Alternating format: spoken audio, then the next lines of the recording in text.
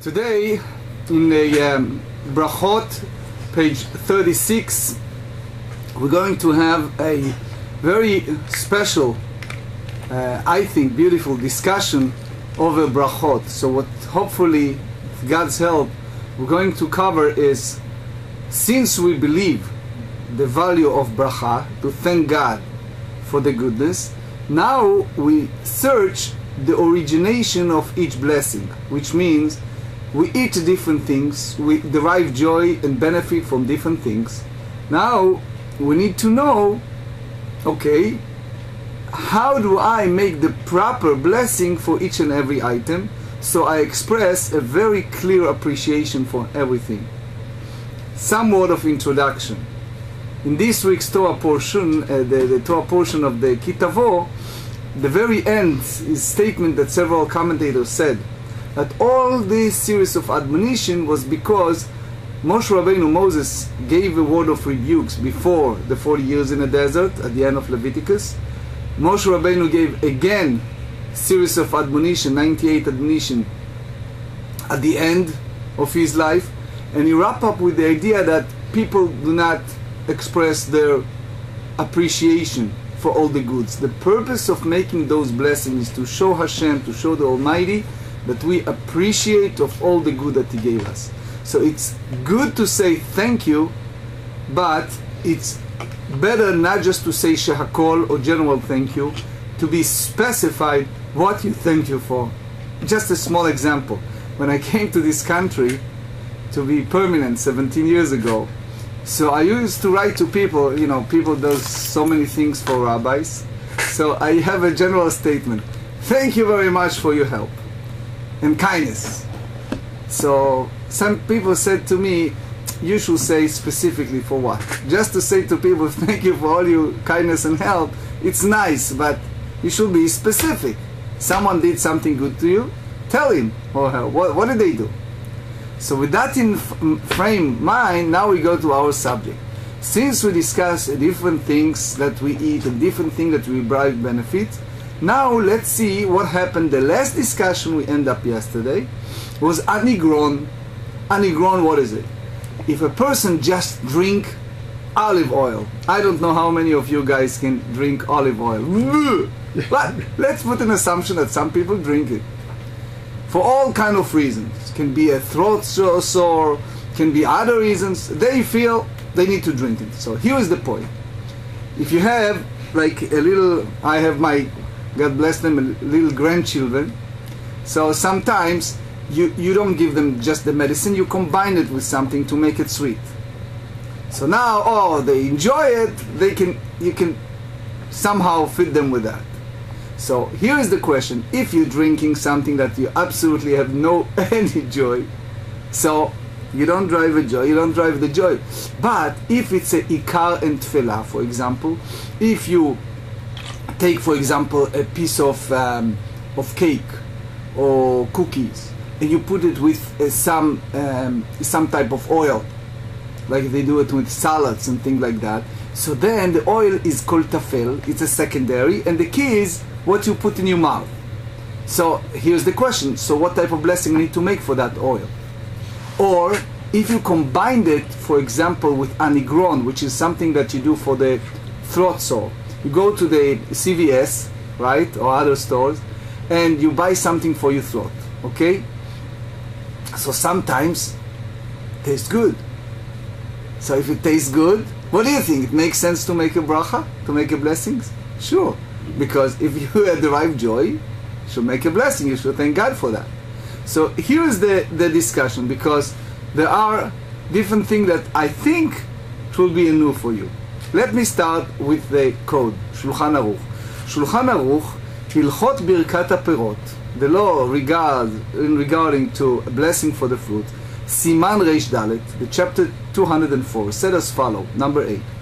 Kol ha'ochalin ve'hamashkin she'adam ochel ve'shoteh lirfu'ah, any type of food or drinking that a person have it for what purpose? Lirfu'ah, meaning some type of medicine. You take it as a healing. Im ta'amam tov, if it tastes good. We're not in the Gemarah yet. Okay? I just give you the intro. Im ta'amam tov. Mishnah Brura. Af al pi she'eno ta'ev lahem klal, even you don't have the desire to eat it at the first place. You take it for what reason? Because you don't feel good. Yet they have a good taste. Ve'eno ochlam ela mechamat ones. The only reason you take it is because you are forced to take it. What example? Mishnah Brura said, Cholyo. You're not feeling well. So you take this, throat salt, you're not feeling well, but they have a good taste. כיוון שעל כל פנים החך נהנה, since you chech, your throat derives some joy from that. מברך עליהם תחילה וסוף. So the code, the mechaber said, you have to make a bracha before and after. ולאפוקי, the Mishnah Brura said, but this has to be clear, that that's applied to one thing. אם הם רעים, שאין לו הנאה מזה. If it's bitter, like I used to say, if you want to taste Tisha B'Av, so you drink something that reminds you the destruction of Beit HaMikdash, right? That you feel very bitter when you drink it. So if that's the case, אף על פי שמתרפא מהם, even that give you a healing, אינו מברך כלל. Then we all agree, you don't have to make a bracha. So what's the Mishnah Brura tells us so far? That the obligation to say bracha is when you have some... What? When you derive joy. Derive That's interesting. joy. It's not benefit. Not when you derive benefit, because it was for the healing Excellent. powers you derive benefit. Correct. But derived benefit is one condition. You see what the Mishnah Brura said? The condition is that your throat has some type of joy. They have a lot of sugar, it's sweet, you know, like the kids like those type of things. You combine with So something. you need to derive benefit and joy? Yes, yes. Now soon you see, if you only derive benefit and you don't have a joy but it's not in bitter, then you see what's happening. It's the next step. The next step, let's see what the Rema said. Im ansu le'echol o lishtot, if he was forced to eat or drink, meaning, let's say a person in a nursing home, and the nurse forced him to take something, af al gav de'achech nehene mimeno, even you enjoy it, but if you are forced to drink it, אינו מברך עליו הואיל ונאנס על כך. You don't need to make a bracha because you are forced to do it. So you see what's the involvement here, that you see that it's a lot of discussion over what the proper and how to do it. Now, another point that Mishnah Brura said, it's כל שהוא עיקר ואימו תפלה, any food that is primary and is eaten with the food that is secondary, we just mentioned, like for example a cake and oil, okay? When you have the food as a primary component of meal, and it's eaten together with another food that is secondary, okay? So what happened? So you have to say a blessing of what? Primary food, and you exempt from the second one. Now we go to our business, the Gemarah. Well, what about other types of medicine, like tablets or something that you're required to take, that a doctor prescribes to you? So obviously you're deriving benefit from taking them, but there's no taste involved. So you answer the question. bracha, You answer the question. even though you derive benefit. Okay, so now we go to our Gemarah. So we are basically just catch up with yesterday, 2 lines from the top of the page 36. Ze haklal, this is the rule. I'm running a little bit fast with the Hebrew, but I'll catch up all the time to explain what it's all about. So I apologize in advance if I'm a little quicker. זה הכלל, כל שהוא עיקר ואימו תפילה, מברך על העיקר ופותר לתפילה. If you have a primary and secondary, you make the blessing over the primary, and the secondary is in attachment. So So he said, Hacha b'mayaskinan. So what's the problem we have? So the blessing of one who created the fruit, it should recite in the oil. That was the discussion, because oil is originally from the zayit. Hacha b'mayaskin b'choshesh b'grono. We just said someone who has some throat sore, the Tanya, because we learn. Hachoshesh b'grono. If someone has a pain in his throat, לא יעררנו בשמן תחילה בשבת, אבל נותן שמן הרבה לתוך הגרון ובולע. So in the first place, in Shabbat, there is deoraita.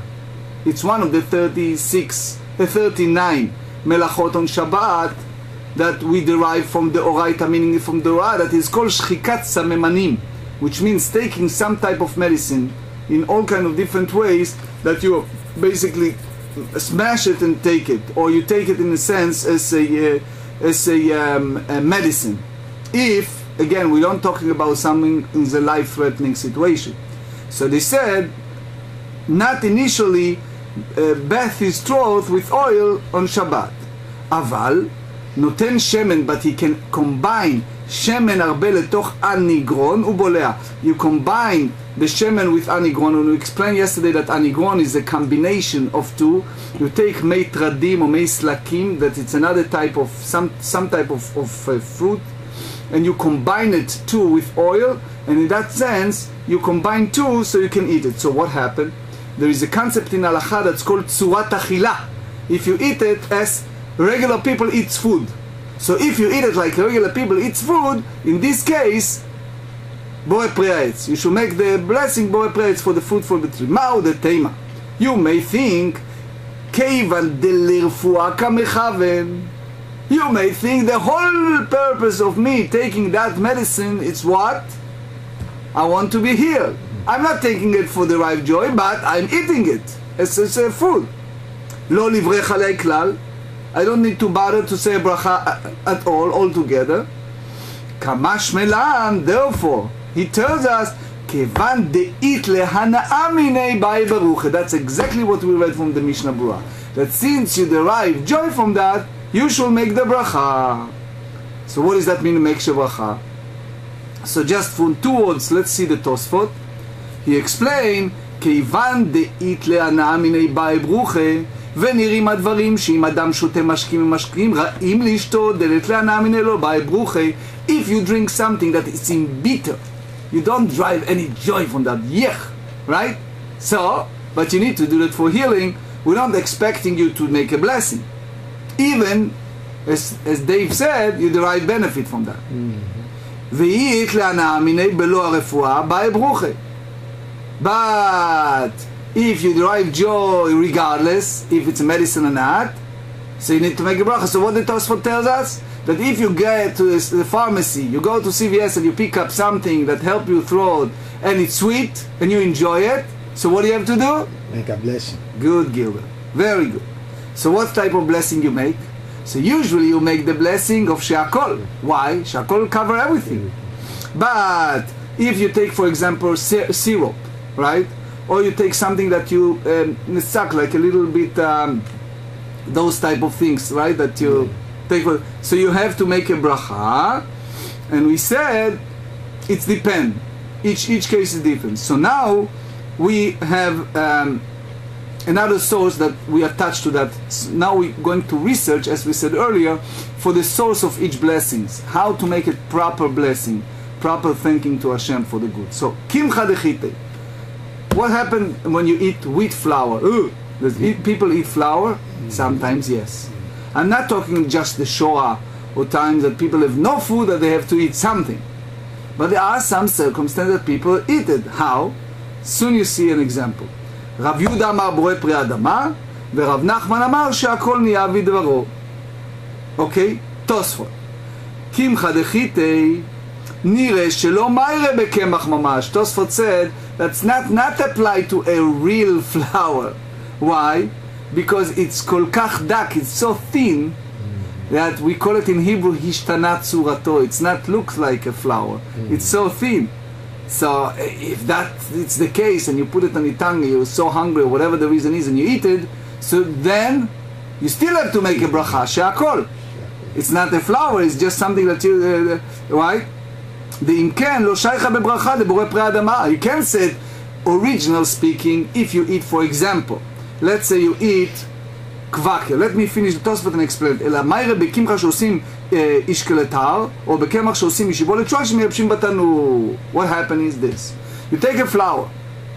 You make it like those who eat those grains in the morning, kvaker or whatever it is, right? You eat it in the morning, or there are some who put it in the stove, and you see some type of whole wheat there. It's not fully grained. You see some pieces there. So here the Tosefta give us a very clear explanation. He hold what the Rabbi Yehuda said, that if you see some type of flowers within there, like kvaker, right? Then what you have to do? Borei pri adama, because it's come from the ground. However, Rav Nachman amar she'akol niya bidor. Rav Nachman hold that you have to make a general blessing, which is she'akol. Why? Because it's grain in such a level that it's not kimcha mamash. It's not not looks like a real flower. And therefore, you still have to make a blessing because you derive joy from that, you derive benefit, but you don't do the specific blessing of Borei pri adama. Clear? Yeah. Okay. אמר לי רבא לרב נחמן, לא תבלוג עלי דרב יהודה, דרבי יוחנן ושמואל קאי מקבתי. That is, we explained many times that in the Talmud is a one controversy that depends on another controversy, and we match them together. אמר רב יהודה אמר שמואל, וכן אמר רבי יצחק אמר רבי יוחנן, שמן זית מברכים עליו בורא פרי העץ, Alma אף על גב דאישתנה במילתא קאי, נמי אף על גב דאישתנה במילתא קאי. Okay, so drinking just an olive oil, okay, as it is, it can even damage you. Can if you do it inappropriately, you know, sometimes taking all kind of medicine or even supplements inappropriately can damage you. So just drinking shemen zayit, sometimes it's even in bitter if you don't do the process of make it a full virgin, you know, and all this process that make the oil, so it's no blessing. But if, for example, it's good or if it's good for your throat, so what do? There are two options. Either you do it for tzorech refuah, you do it for the health reason. So if you combine it like anigron with male silka or meitradin, so you have to make a bracha. So he said, afal gav deishnei, even though the olive has been changed from what? From solid to what? To liquid. Right? So here too, in regard to flour, the same thing, even though that has been changed from what? From solid to powder. So you still have the original status of what? Of blessings. So the Gemarah disagreed. And they said, midame, you can't compare it. Why? So they said, hatamlet leiluya acharina hachalet leilu acharina befad. In the case of flour, you make an extra improvement, right? Because when you have the process of making it the bread, so it's a huge difference between making it with olive, with the oil, and make it to the flour. Flour is a long process. Those of you who works in a bakery or those places know that it's a long process of making it, right? So therefore you cannot compare it. וכי איתלי אילוי אחרינה לא מברכינן לבורא פרי אדמה אלא שהכל. Since you have an extra process of what? Of doing what? Oh, grounding. Grounding. So since you grounded in such a level, it changed already, and you cannot make borei pri adama, because remember the borei pri adama, it's for the more specific, but you make a general blessing of she'akol. Again, we all agree that in circumstance you don't know, you have no choice, you do she'akol, but here we want to do it properly. So if you have extra process, you cannot any longer say borei pri adama. ואמר רבי זרע אמר רב מתנה אמר שמואל עקר החיה וקמחא דשרי מברכין עליהו שהכל נהיה בדברו מה אליו דחיתי בורא פרי האדמה לא דחיתי נמי שהכל נהיה בדברו. So again he explained here is the difference. If you go to a long process again and again and again, it's already changed his status and it changed to שהכל. General point. General point I want to make here, it's, and soon you see it later, that there is, beside of the Shivat Aminim, the 7 species for fruits that Eretz Yisrael was blessed, it's also the 5 species of grain, like we use, for example, as example for Pesach. So those has this extra importance, extra chashivut. And in general, you have to make hamotzi. But if you make it in such a level of flowers, you keep doing it, and then change the process totally, right? So then it's changed to she'akol. You have to make a bracha, but it's different one. It's just general. Lo, dechitanami she'akol niya bidvaro. So Shmuel agree that flour of wheat, we recite the she'akol, that everything is from Hashem. So the Gemarah asks a question, Velashmi'ina dechite vekol sheken lesearei. So we said that there is a wheat and barley, right? So you may combine one by the two, which means that if you make just the word wheat, we understand indirectly you alluded also to what? To barley. So they said, oh, so why you need to mention both? If you don't tell me specifically for the chitei, for the wheat, and for the barley, you don't mention both. So what do you think that in the case of a how do you say it, grounding barley, you don't need to make a blessing? Grinding, yeah. So they said no. Kamash melan, they want to tell us that barley flour, even you make it in such a level of grinding, you have to make she'akol. So now they ask a question: Umi gara mimelach vezamit? So is this less food than salt or brine? Detnan al hamelach ועל הזמית אומר שהכל נהיה בדברו. Which means, who eats salt? Nobody eats salt, right? But in some cases it may happen that you eat these type of things in some situation. For example, there are some people, I saw it, I can't believe it, but there are some people that they eat it in a large amount, which is not healthy. We just mentioned earlier, several days ago, that's not good. But there are some situations that people eat these type of things. So if that's the case, you make a general statement with she'akol. So he said, Istrich, so why is necessary to teach that barley flour require blessings? So we can understand that because you make a blessing for something like salt or brine, so for sure barley flour, even that is a fully grounded, this you have to make a blessing. Didn't we learn earlier with salt though that we, because when you make an oath not earlier to we derive learned any benefit, about secondary, you remember? Yeah, no, but didn't we that if you take an oath to not to derive any benefit, you can still have water and salt? Okay, so Because salt and water were excluded from deriving as something you're not deriving benefits. Why right. would we say salt by on itself, salt? right? Mm-hmm. So why? But here it says you say she'akol on salt. It's hava amina at this point, which means you are made thinking. It's the whole idea of taking a salt, just to put a little salt in your teeth. It's not a she'akol in that sense. But if you take it quote unquote as a heavy part of food. Okay. We explained earlier that, for example, if you take something for healing, for refuah, for all kind of reason, so then if you derive benefit from that, sometimes you need to make a bracha, depending on what you're doing. So he said, Salka data chamina. So you may be thinking, Melach vezamit avid einash deshad elefumei. A person throw some salt into his mouth and swallow it. So you may think that is a regular pleasure. So if it's a pleasure, אבל קמחא דשרי, but the barley flour will וקשה לקוקיאני, because it's very hard for a person's stomach.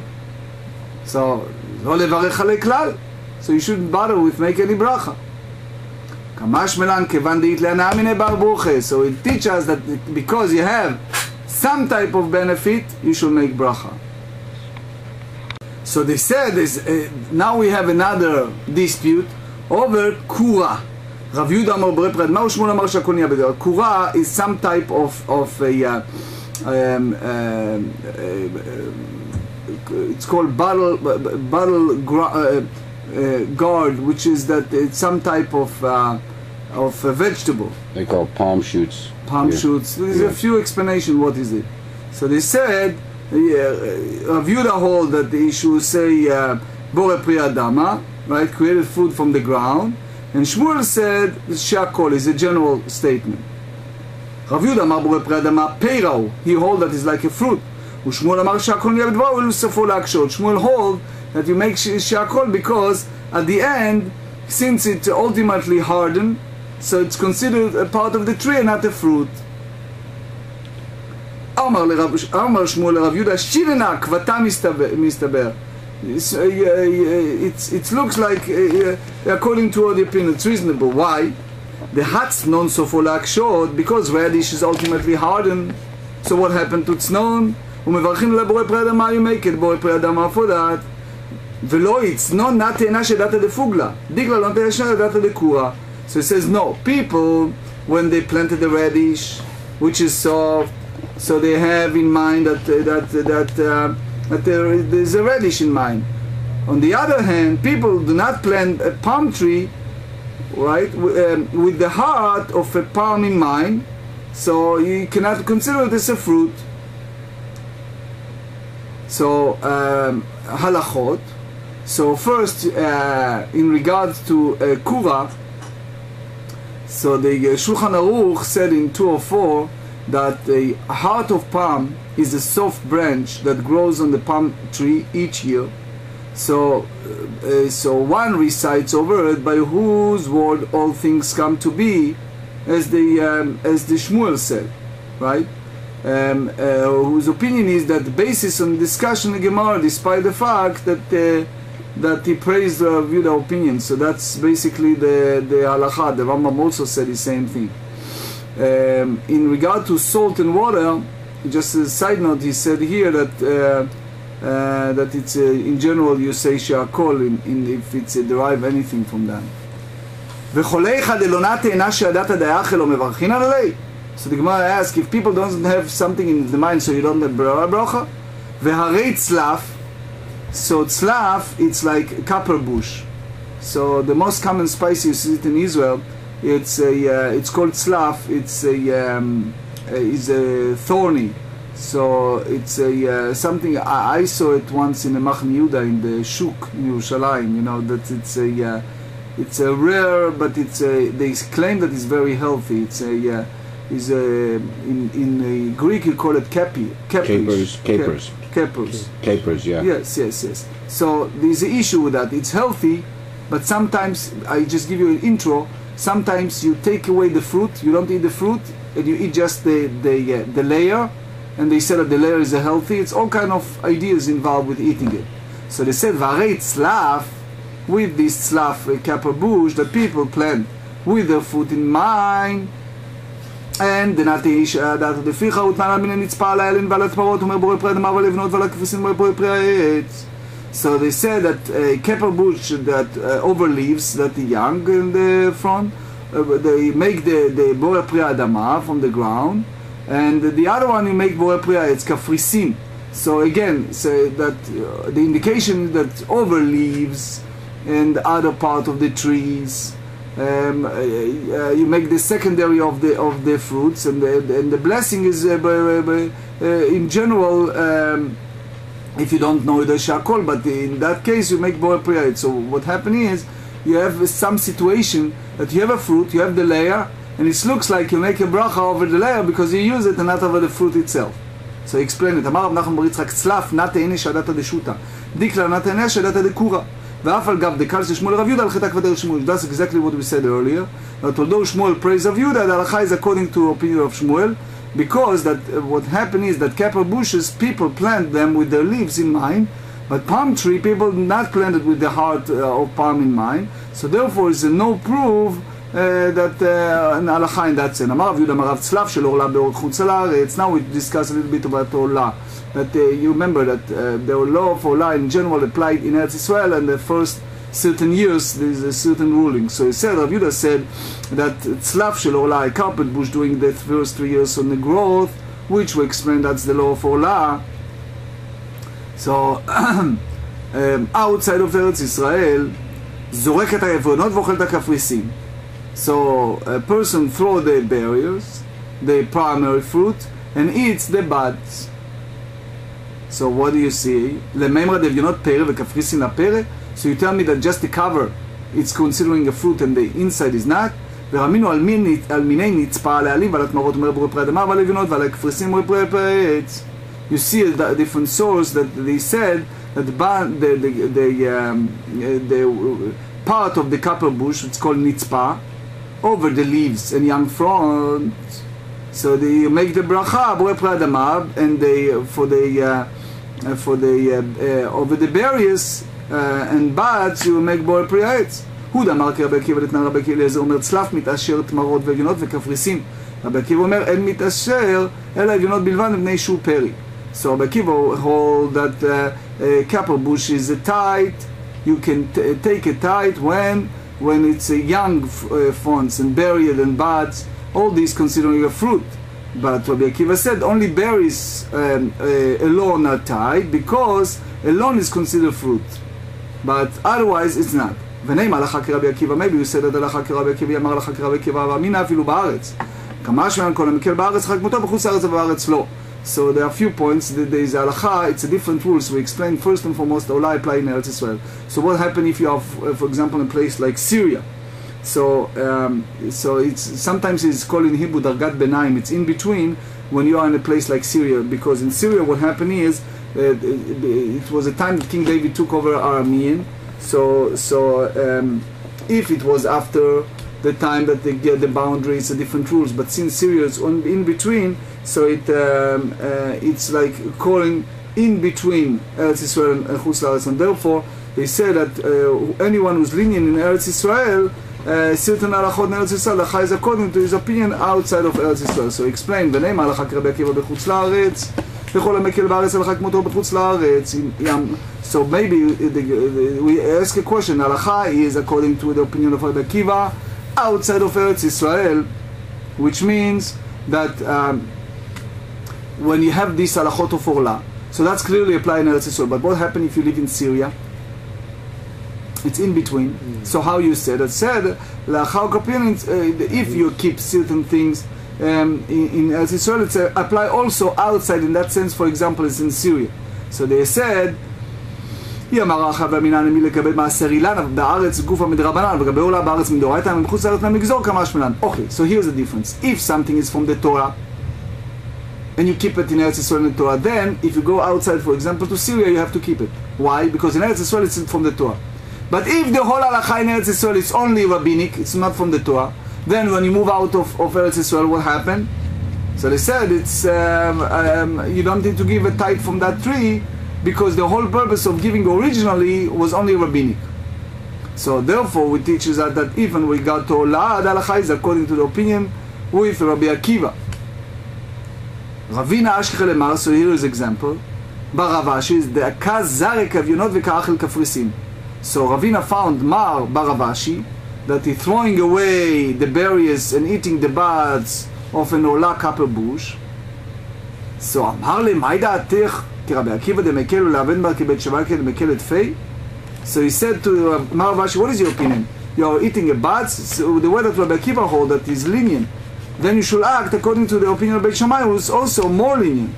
That nan tzlaf. How do you know that? Because we learned the Mishnah regard to law forbidden mixtures of diverse kinds. So Beit Shammai when kil'ayim bakerem, בית אומרים אין kil'ayim bakerem, ואלו ואלו מודים שחייב בעורלה. So we explain that copper bush is considered a diverse kind of vineyard, and is included in the prohibition against planting vegetables in the vineyard. So Bet Hillel say copper bush is not considered a diverse kind of vineyard. And nevertheless, these and those, both Elu ve'elu, Bet Shammai hold and Beit Hillel agree that copper bush is obligated in the prohibition of Olah. Haguf Akashya, so this itself it's a problem. Amar tzlav Beit Shammai when kilayim bakerem alma min yaraku. So if Beit Shammai hold that copper bush is considered a diverse kind of vineyard, so which means that Beit Shammai hold that this type of vegetable bush and therefore והדרתנו אלו מודים שלך בעולה, מאמיני לנו.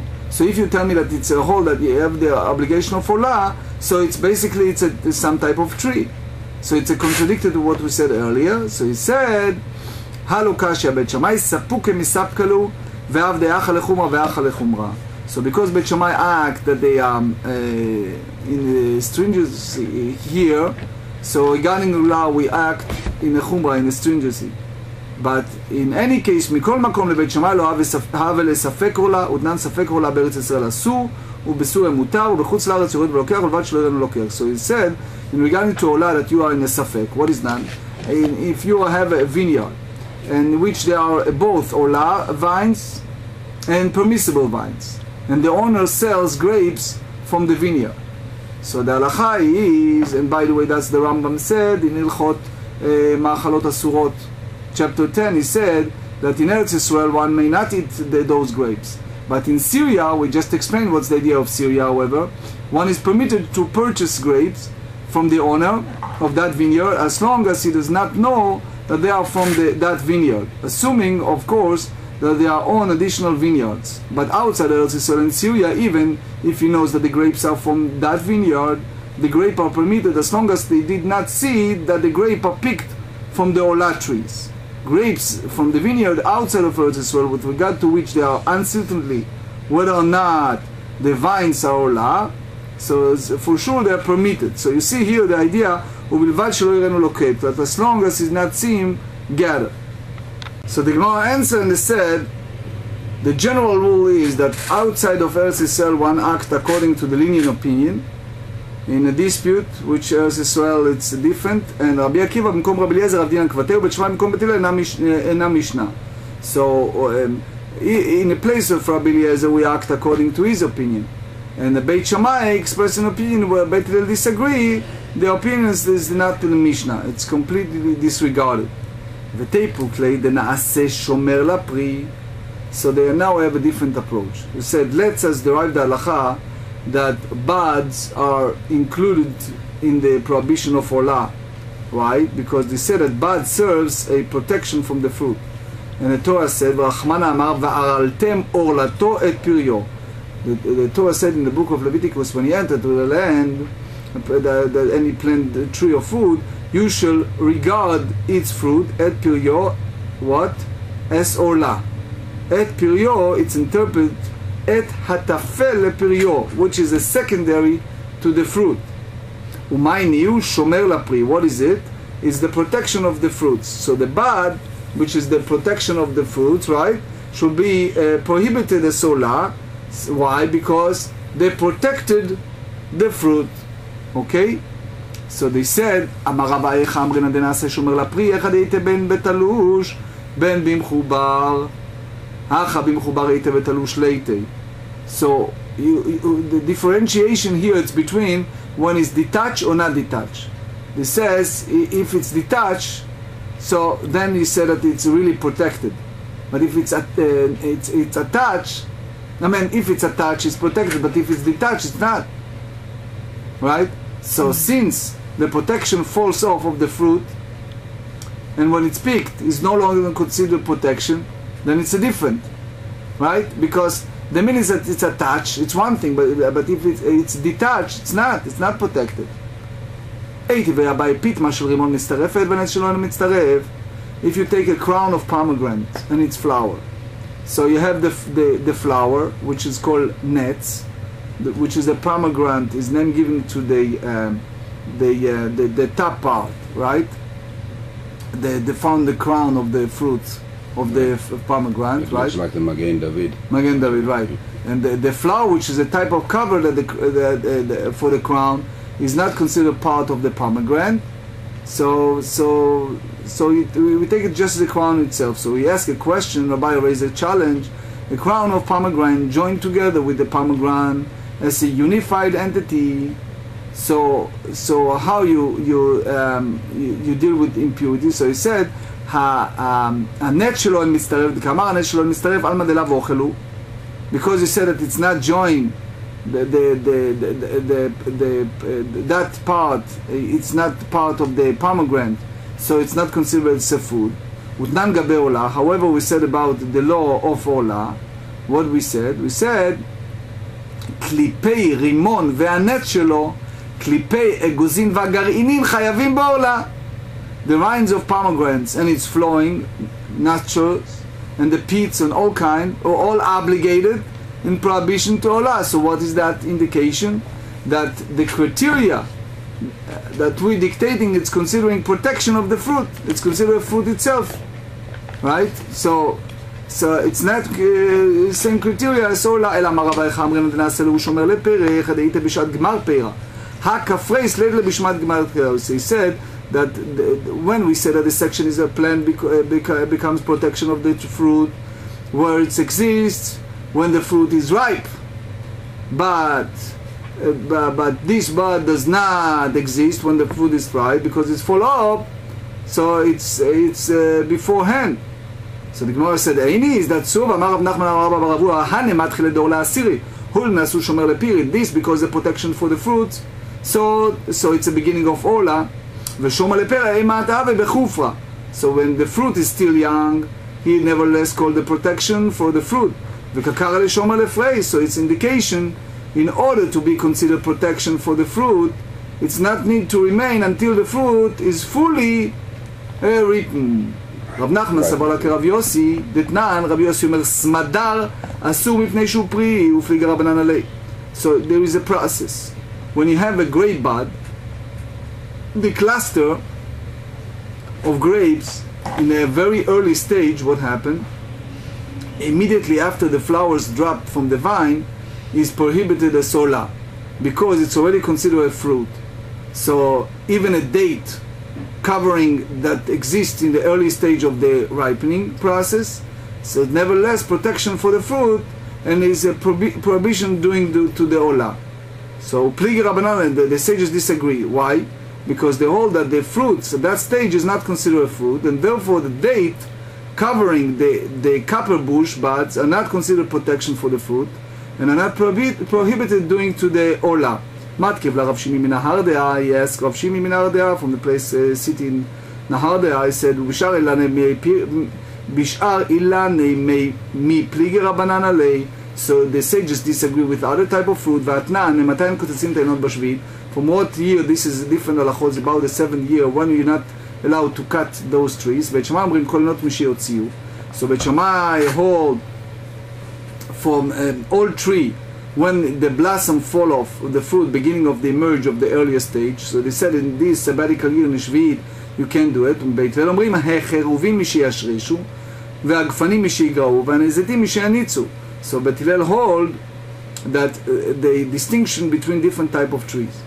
For example, charuvim, carob trees, may not be cut from what there are chains of carobs. Vines, not be cut mishigaru. And ve'azeitim, mishianitzu. And olives, when they are blossom, mishiotziu. Vushar kol not mishiotziu. And all the other trees, from when the time that the fruits emerges. So just a small halakha about smadar, a grape bud. So the Rambam said in the Sefer Zmanim, Hilchot Maaser Sheni, he said shomer lapri le'inyan ha'ola, appears that protect the fruit as well its pit and blossom have the same halakha, the same legal status as fruits in regard to ola. So in ola it's the same halachot. V'amar Rav Ashi, hu boser, hu garua, hu polo lavan. Boser in Hebrew in general is something that is not ready, it's not ripe yet, it's not ready. So Rav Ashi said that here the Mishnah, we should understand that it is an unripe grape, the grape kernel, which is a white bean. So before it's even explained, we start processing. What is pol alavan? Pol alavan mashmad lekemar boser ein smadar lo rabanan mushar uktani shalom yatziu. So what do you think that about the grape? That is any stage a white bean? You should say that what is it? So there is a two different category. Boser in smadar lo. That if it's a boser, it's a considering fruit. While a grape bud, no, it's not considered fruit. So they said no. All the other trees from when the fruit emerges, so they indicate that they agree that from the very beginning of the ripening process, the fruit is prohibited during the olah. So the question remains, why the bud permitted?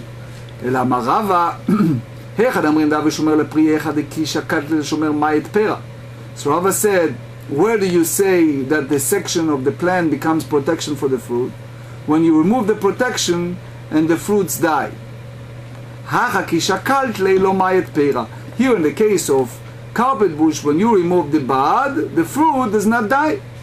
Hava Ovada, here is an example, a fact, ושקלו לנצר רימונה ויבש רימונה ושקלו להפיכה דביתיתה ויקיים ביתיתה. It was the incident that they removed the flower of the pomegranates and the pomegranate with threads. And they removed the flower from the fruit of carbush, and the fruit of carbush survived. So you see that buds are not considered protection of the fruit. והלכת כמר ברבשי, דזריק היבינות ואכלת הקפריסין. באמת ההלכה is according with the opinion of Mar Ravashi, that what you do with discarded the berries and ate the buds, ומלגבי עורלה עליו פי רנינו, לגבי ברכות נם אליו פי רנינו, ולא מברכים לבורא פרי עץ לבורא פרי אדמה. So since they are considered fruit of the עולה, they are not considered fruit in regard to blessing. One are not recited over them בורא פרי עץ, but בורא פרי אדמה. פלפלי. So now we ask a question over peppers. Okay, so what's the issue over peppers? רב ששת אמר שהכל, רבא אמר לא כלום. רב ששת said that you should make שהכל, right, that all words of all things came to be. Rava said is nothing, you don't make any blessing.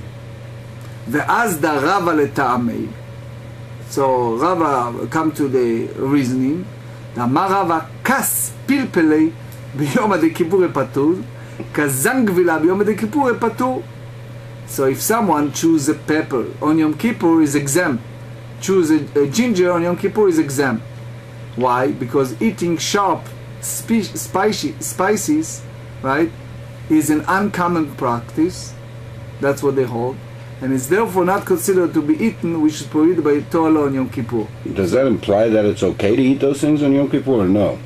It's just a discussion here. Okay, so it's not. No. All right. So, just since you asked, I mentioned a few halachot. The Shulchan Aruch or Chaim in 202 discussed it, and he said, Birkat HaPilpelim, blessing of peppers. So they said one does not recite the blessing of a dry pepper, and they are, as they are not usually eaten. But over them, fresh peppers, you can make the Borei Pri Adama, because they're only eaten dry mixture of water foods. Now, regarding to Pilpelei Biyom HaDekippurei, one who chooses pepper on Yom Kippur, one who eats dried peppers or ginger on Yom Kippur, so listen to the language, is not liable, as that is not the way that is usually eaten. One is liable for eating damp, fresh peppers. So again, the whole point is that any type you shouldn't taste, but as far as liability in the sense of saying the proper blessings, that's a different discussion. So I mean, it's pretty clear with pepper that that's never primary, it's always secondary in a meal. So I mean, it's pretty clear. But ginger can be, I mean, you get candied ginger now that people eat, and you know it's supposed to be good for the digestion. What do you say, what type of blessing you say for that candy? Well, I would say shakol. That's right. But you would say a bracha for ginger. Yes. Because it's, I mean, it can taste good as well as yes, being beneficial in other ways. If you don't eat it as a candy, if you eat just a small part of ginger because you feel nauseous, right? Because so then what it do helps you do? with that. Then no bracha. That's just a medicine then at that point. So blessing over ginger. Since he asked that the Rambam said in Ilchot Berachot, chapter 8, Birkat hazan gavil, over the fresh ginger consumed for one's enjoyment. So you should say, who creates fruits from the ground. So he's saying Borei Pri Adama. So not dry shakol. ginger exempt from a blessing in accordance with the opinion of Rava. Right. So basically, again, that's the Rava's opinion. Let me ask if we can. I mean, yes, please. Because hopefully we have a little bit of time. But in an instance like this, where you had something, for example, like ginger, that may not have been eaten as a primary food at the time of the writing of the Gemarah and the Mishnah, but now, you know, now it's become somewhat common with candied ginger that people would eat it as a.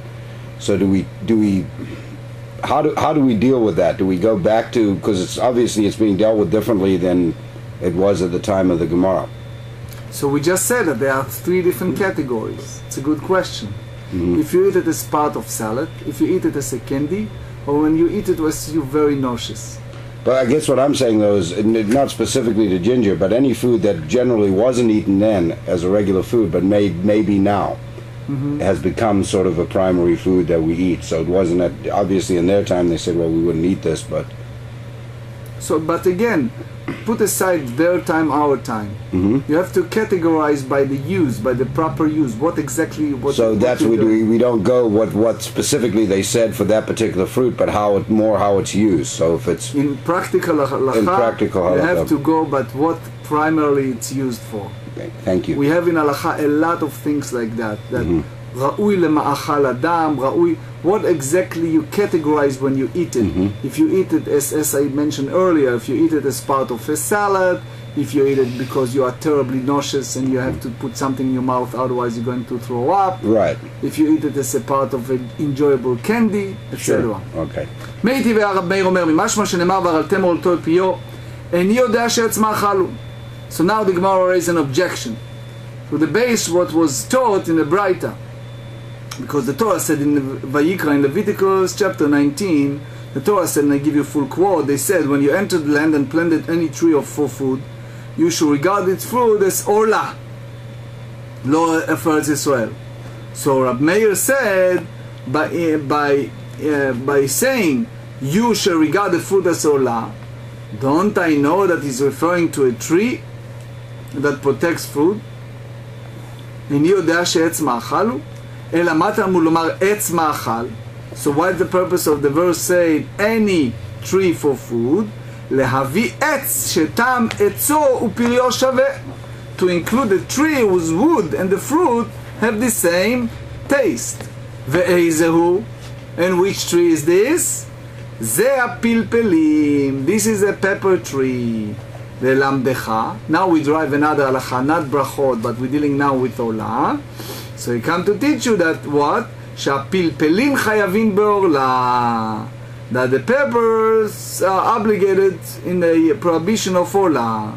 וללמדך, another thing that you should learn, שאין ארץ ישראל חסרה כלום. We said it so many times. That teaches that ארץ ישראל lack nothing. שנאמר, ארץ אשר לא במסכנות תאכל בה לחם לא תחסר כל בה. They said that land and shall eat bread without scareness, you shall lack nothing. That's a said in the Torah. Obviously, peppers are feed for consumption. And we said it, you hear it from me many, many times, that Eretz Israel, especially nowadays, you see with the economy and everything, that's the land that you have everything. If you really want to make it right, that's the place for people to be, right? Yes, it's written that Eretz Israel niknet b'yisurim, that it's acquired toward struggling sometimes, but in general, this land that Hashem bless is a small piece of property that belongs to us, and they have everything in that land. So the Gemarah said, Lokashya habirtivata habiabeshta. So they said it's not difficult. There is a distinction between the two different cases. The Meir spoke of peppers for feeds for consumption. It's we prefer to a case when it's damp and fresh. And this, when you're chewing on a pepper, is not considering eating on Yom Kippur, and it's not referred to a case when it's dry pepper. Amar le Rabbanan le Mareimar, kas zang vela biyomar de Kippurei patur. So they said one who chews ginger on Yom Kippur is exempt. ואמר רבא, היי הם מלטה דעתיה מבית הינדה ישריה. Excuse me, ומברכין עלי בורא פרי אדמה. Rava said one is permitted to eat a ginger that comes from India. And over it one will recite בורא פרי אדמה. So you see that the blessing is edible. So if you choose in Yom Kippur, it should be considered edible as well. So the Gemarah responds, it's a contradiction to what we said earlier. This is when it's dry, this is when it's fresh. Chavitz kdeira.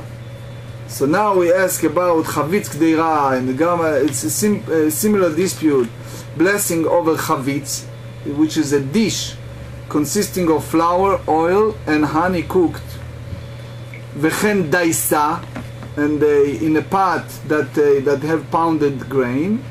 Rav Yehuda amar she'akol niya bidvaro. Rav Kahana amar borei min hamezonot. Rav Yehuda hold that the blessing is she'akol, and Rav Kahana said borei min hamezonot.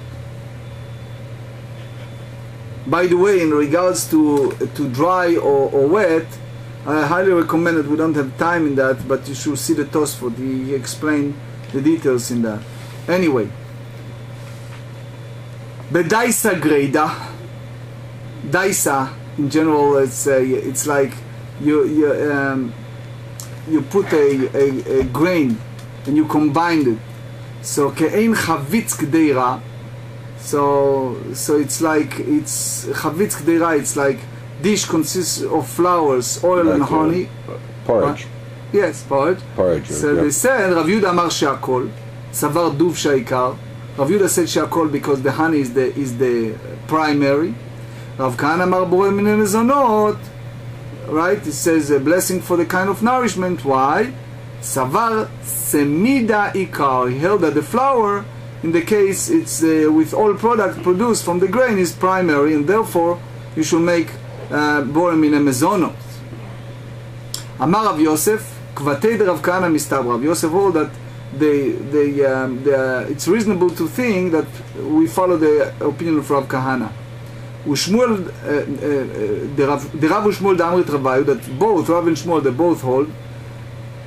Kol sheyesh bo chameshet haminim. Listen carefully because this is important.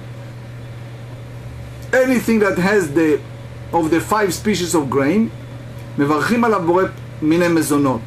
You should make the borei min hamezonot. Anything that has the 5 species of grain in it, so one recite over there, the borei min hamezonot. So it's important to know that the Pnei Yoshua tells us that the defining characteristic of the food over which the blessing is recited, you can explain in 2 different ways. One is the significance stems from the fact that they are among of the 7 species which the Eretz Yisrael was praised, the Shivat Aminim. For example, spelt, right? So it's considered a type of wheat, and oat, and rye considered type of barley. Or another explanation is that that they are more nourishing than other foods. So the question is, what is the central consideration determining the criteria of reciting these blessings? So here is the discussion. Gufa, we go deeper in that. Well, so the halacha is obviously we say borei min hamezonot on any of the species of grain. In general, even though earlier when we discussed they were talking about wheat, they said borei pri adama. The halacha is borei min hamezonot. Okay, so over the pounded grain, like daisa, so the halacha is that over any food containing one of the 5 species of grain, even if they are not the primary ingredients, so one need to say the blessing, create the various kind of nourishment, borei min hamezonot, according to opinion of Rav and Shmuel, and that's a Shulchan Aruch and to Orach Chaim. So that's what the halacha goes with. Yes. Shmuel. Yes, okay. yes. So they said Gufa, Rav Shmuel the Amre Tavai. The both of them said, Kol sheyesh bo mechameshet haminim mevarech alav borei min hamezonot. Anything that is from the 5 species of grain, borei min hamezonot. Ve'itmar name Rav Shmuel the Amre Tavai kol shu mechameshet haminim mevarchim alav borei min hamezonot. So why you need both statements? Utzricha, you need the both statement necessary. The iash minan kol shehu, that if you think that anything that is from the 5 species of grain, hava minan mishum de'eti be'einei, so you may think because the grain in its pure, so basically unadulterated form, aval l'dei ta'arovot lo, but if one eats it in the context of mixture, no. So one does not recite the borei min hamezonot. Kamash melan, they come and teaches us, כל שיש בו. And the opposite, ואי השמינן כל שיש בו. And if we are taught only anything that has the 5 species of grain, הווה מן הכל שיש בו 5 המינים, אין אבל אורז ודוחן לא. Anything that have the 5 species of grain, is it? Yes. But however, anything that has rice or milk is not. He doesn't need to say like rice. It's a good example. משום דלידי תערובת, אבל היית בעיני נמה אפילו אורז ודוחן מברכים לבורא מיני מזונות. So you may think that about the rice and milk, the recited בורא מיני מזונות. So kamash melan. So therefore, he teaches us specifically that what? כל שהוא מחמשת המינים ומברכים על הבורא מיני מזונות. Anything that from the 5 species of grain, you say בורא מיני מזונות. להפוקי, to the exclusion of what? Orez vedochan, rice and milk. That the afilu eite beinei, over which even it's when it's pure, right, unadulterated form, lo mevarchin lebore b'nei mezonot. You don't make the bracha over b'nei mezonot. Now, before we finish the shiur, 1 minute, I want to write a few halachot because it's crucial. Let's start with simple things.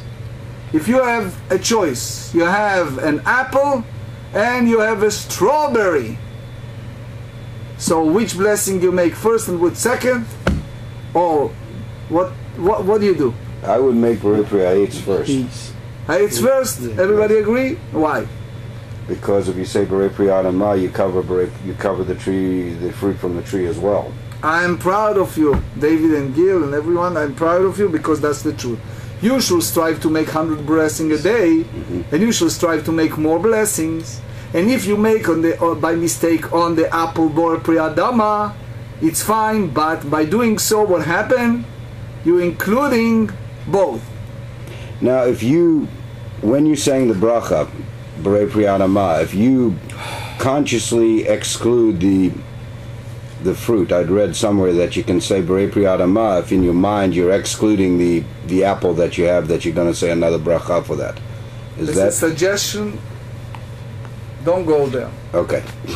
Don't even think that way. Okay. So in other words, in general, the minute you said Bore Priyadama over the apple, you already included everything. Okay. All right?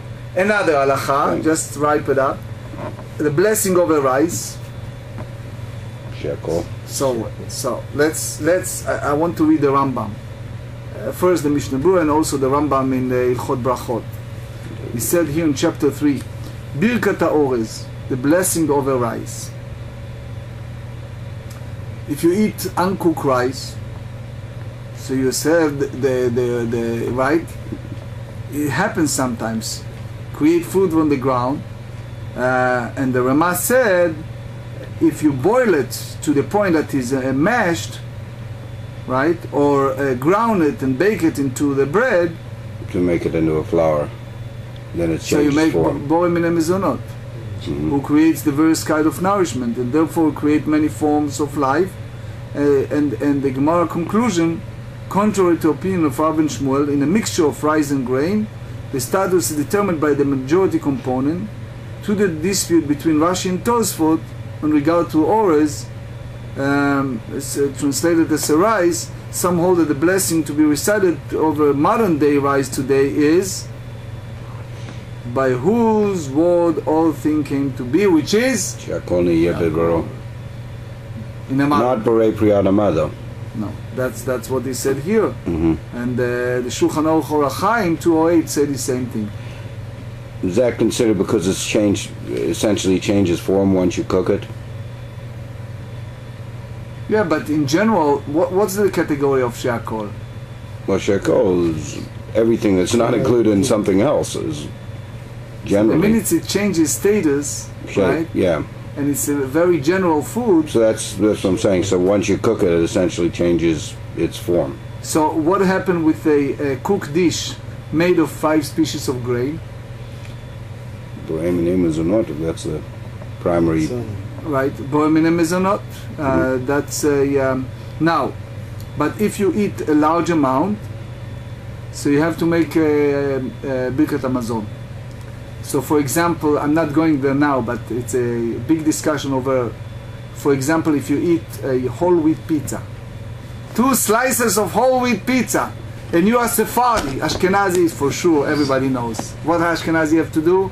Ashkenaz, pizza? Just a 3-faceted blessing. If the Ashkenaz, what do they? If you eat 2 slices of pizza, and you wash, of whole wheat pizza, and you wash, then you say Berakhot Amazon. Berakhot Amazon. What happened to the Sephardim?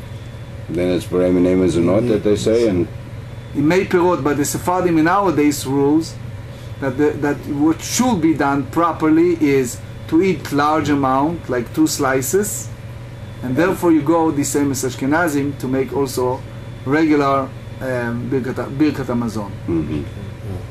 That's the most of the Sephardic poskim in nowadays goes the same idea of Ashkenazim, to make a full thanking Hashem, like Birkat Amazon, grace after meal, for this what about large something, amount of for pizza. example, like a noodle kugel? Good point. So you tell me, noodle kugel, what happened? I would say Berei Name is a not. Right. Noodle kugel, basically, if it's contain a heavy amount of whole wheat, then it's turned to be a question. You know, So if you use whole wheat noodles in your noodle kugel, then you'd have to consider using... depends what you're doing exactly, but in general, very general term, if it's not a quote-unquote heavy meal, part of heavy meal, so you have the specific brachot. Whole wheat couscous?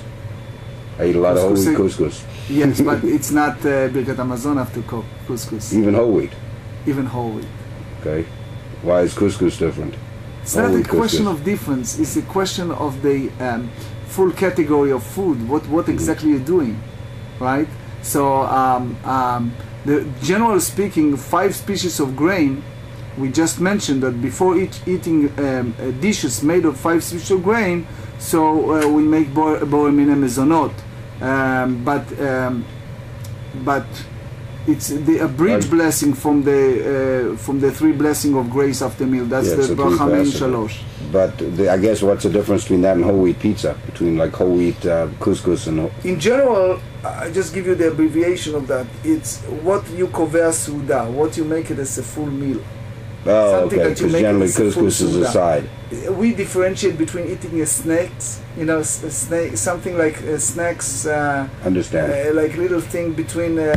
and eating something that you sit and eating a full meal. And couscous is a side dish, it's not a main course. Usually people eat it as a little, something as a side, not a full meal that require a grace after meal.